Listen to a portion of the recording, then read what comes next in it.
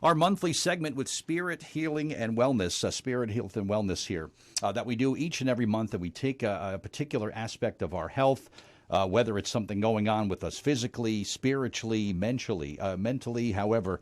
Lynn Pridmore is with us back live in the Wrnj main studio today. And welcome back, and you'd like to kind of have a theme that we do for these, and we're into April already. So what do you got for us for April? What are we going to learn from you today? Well, thank you, Bert. We're going to discuss digestive health today. Okay. It's IBS Awareness Month, digestive awareness, and some fascinating facts, I feel, in how we can enhance our gut health and wellness. It's very important, right? Absolutely. Yeah. Absolutely. Our gut has a huge impact on our health and wellness, and research is showing more and more a connection with the brain and the gut. 50%, more than 50% of dopamine, which is our crossing things off of our to-do list, that reward energy within the body, the chemical that gets produced in the body, the hormone. More than 50% of dopamine is produced in the GI tract. That's like the feel-good enzyme, right? Exactly. Yeah. Okay. Exactly. 70 to 80% of our immune system resides in our gut, and 90 to 95% of serotonin, which is responsible for, plays a huge piece in our nervous system function, in our natural mood lifter. 90 to 95% of serotonin is produced in our gut. And so we could be wondering why we may be feeling depressed, unhappy, can't get out of our own way, but we may not be looking at the condition of our gut. Okay. Yeah, and a calm brain produces a calm gut, and a calm gut produces a calm brain. And I found it very interesting that a lot of GI specialists are understanding this connection now. There's actually a brain-gut axis that resides in the body. And when GI specialists are unable to determine what's going on, everything looks great in tests and diagnostics and everything, they're starting to prescribe practices to relax the mind. Whether they're antidepressants, whether they're relaxation, practices like yoga and qigong and meditation, and they're finding immense success with I believe this. it. Yeah. I believe it. You have to go next level sometimes. If the traditional things don't work, think outside the box a little bit. Exactly. And you never know. It's going to bring relief for people. Absolutely. When you're willing to do that. And you think about worry, anxiety, butterflies in the stomach is often... Oh, that's right, yeah. Right, and Right. It's when we're stressed about something, when we're worried about something. So that's one way of approaching digestion, is really looking at what are my emotions, where are my thoughts, and can I bring more peace and calm into my thoughts to bring more peace and calm into the body. And another way of looking at digestion is there are all different ways of looking at where does digestion begin, right? I used to think the digestive tract, it's all digestion. But they say that it begins in the grocery store, right? Okay. What foods are you purchasing? It begins in our mind. What are we choosing to eat?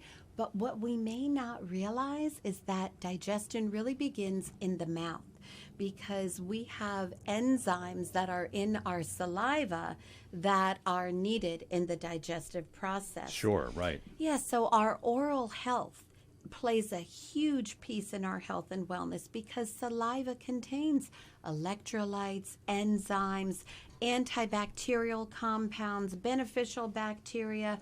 It's alkaline, which is very good for the body.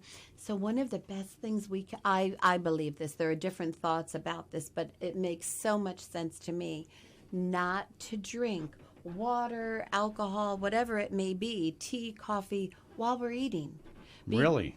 Wow. Yeah. Think about it. If those digestive enzymes, if the food begins to get broken down with what is on the tongue, what is in the mouth, those enzymes on the tongue, I could be washing them out.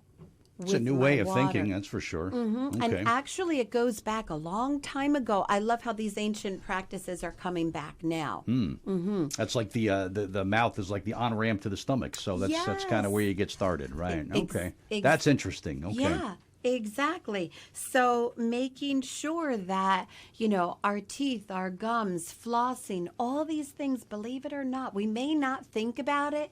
We can tend to see the body as separate systems, but they're all I think working, most people do, right, right. right? But there's harmony there. You're right. Absolutely. That's true. And each tooth is associated with a specific system of the body. So any tooth-related conditions going on could be also affecting digestion or another part of the body. That wouldn't surprise me. Okay. Yeah, All right. it's fascinating because that energy runs all through. So some conditions that can result, IBS, Crohn's disease, there's so many different conditions that can result. Leaky gut, right? Small intestine bacterial overload. We are really designed to stop eating about 2 to 3 hours before we go to bed. That's true. I've heard that too. Yeah. Yeah. Not Okay. always easy, I know. me too. Tell me about it. I'm It's with you there. right. Nighttime eating and everything. But I know, right. when we look at how we were created to rise with the sun and to set with the sun, and we have a 24-hour organ clock in our body with 12 major organs that we work with in Eastern medicine, everything is delicately timed for the best breaking down of foods and having digestion begin. It makes sense. Lynn Pridmore is here, Spirit Healing and Wellness, and we're special focus on April. It's also Stress Awareness Month, too, so this all ties out very perfectly. All ties out very well. It really does. So I want to share a few tips that we can do That would be, energetically. yeah, sure. That would be wonderful. Okay. Yeah, so Eastern medicine, Jinshin Jitsu, a lot of energy medicine practices that can help us to move digestion through the body. First of all, yoga, qigong, tai chi, all of those practices are going to, think about it, when we are bending one way, all of the toxins from one side of the body are able to gather. If I'm twisting, I'm gathering toxins in the body. When I release, those toxins have the opportunity to flow through the body. So it's a gather and release, and release, as well as calming the mind. Yoga, qigong, all of these different practices help to release toxins, to calm us down and everything. Yeah, that you're doing. Centerpoint Wellness right in town is offering a lot of those, right? Exactly. Some good friends of ours, right? Absolutely. Yep. Probably the hospitals also. They always have that too. Yep. Now, holding our rib cage. I know we talk about the rib cage. I got to find mine first, but all right, I know what you mean. All right. But very interesting is that we can hold the rib cage, the mental organs, right? Again, brain, gut health. Yep. The mental organs reside between the breast and the hips. So we want to calm the mind. We hold the rib cage. It's all about digestion, the rib cage. I like to hold both. And whether I place right hand on right rib cage, left on left, or across your arms, whatever's most comfortable. But the right rib cage helps to break down proteins. Okay. So if we have like a big steak dinner or something, we could feel like we want to help digestion. Right hand for protein. Okay. And the left hand to help digest carbohydrates. We could feel very full like after a pasta meal. Sure, right? sure. But breaking down by holding the rib cage is a great place. Sure, carbs like a mashed potato sandwich. Or, Yeah, when's the last time you had one of those? Right, right. And But that's I see what really you mean. doubling. Right. Yeah, There you go. exactly. Right. But also either holding the inside of the knees gently with our hands. We're not squeezing these positions, these placements. We're gently holding. Mm-hmm. But also whether we place, again, right hand on the inside of the right knee, left on the inside of the left, or crossing over.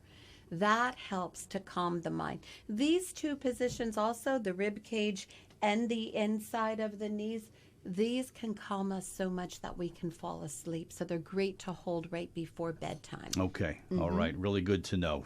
Someone listening today wants to talk to you about more.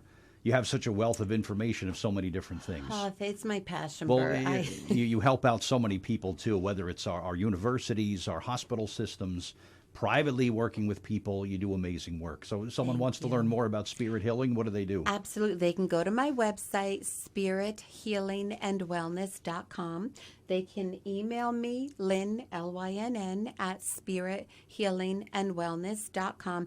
They could also go to my YouTube channel. If you just Google Spirit Healing and Wellness on YouTube, I have more than 100 videos. They're very short. I've watched them all, yeah. Aw, I think I've clicked the little thumbs up on all of them, too. So, right. Thank okay. you. Quick ways to bring health and wellness into our mind, body, and spirit. All right. Another great segment, as always, with Lynn Pridmore from Spirit Healing and Wellness. Thank you for being here. I'm looking forward to May. I always come away with such great information from you, whether you're working with us here, with the Mount Olive Chamber, and all your other groups that you're a part of, really. Thank you so much for everything. Great having you here today. Thank you, Bert.